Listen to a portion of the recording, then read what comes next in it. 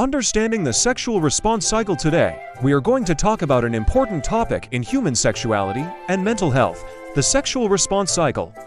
Many people experience sexual problems, but do not understand how the body normally responds during sexual activity.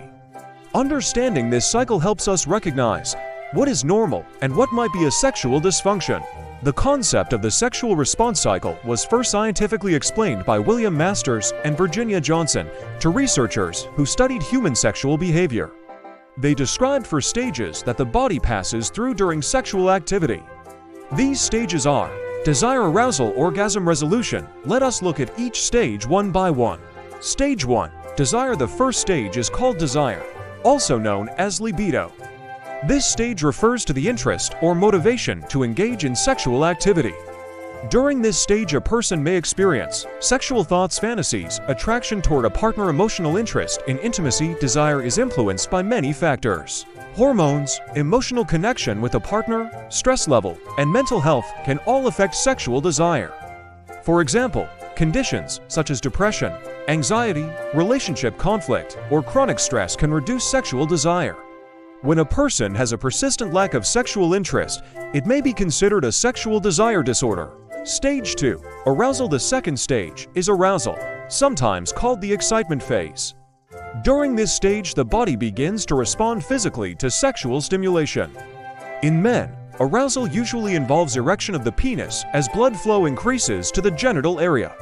In women, arousal includes vaginal lubrication, enlargement of the clitoris, and expansion of the vaginal walls. Other physical changes occur in both men and women, including increased heart rate, faster breathing, increased blood pressure, muscle tension. This stage prepares the body for sexual activity.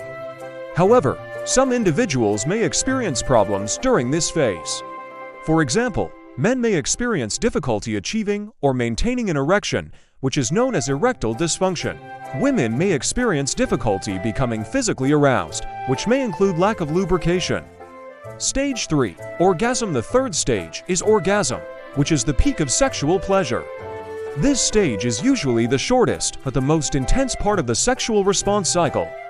During orgasm, the body experiences rhythmic contractions of pelvic muscles, and there is a sudden release of sexual tension. In men, orgasm usually involves ejaculation, where semen is released from the penis. In women, orgasm involves contractions of the vaginal and pelvic muscles, often accompanied by intense pleasurable sensations. However, some people may experience difficulties reaching orgasm. Examples include delayed orgasm, absence of orgasm, known as anorgasmia, premature ejaculation. In men, these conditions are called orgasm disorders. Stage 4. Resolution. The final stage is resolution. During this stage, the body gradually returns to its normal resting state. Heart rate slows down, breathing returns to normal, and muscle tension decreases. The genital organs also return to their normal size. In men, this stage includes something called the refractory period. This means that after orgasm, men usually need some time before they can experience another erection or orgasm. Women, however, may sometimes experience multiple orgasms because they typically do not have a long refractory period.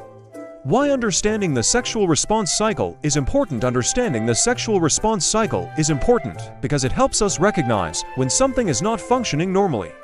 Problems in any stage of this cycle can lead to sexual dysfunction. Sexual dysfunction may affect emotional well-being, self-confidence, relationships, quality of life. Because of stigma and cultural barriers, many people hesitate to talk about sexual health problems. However, sexual health is an important part of overall health.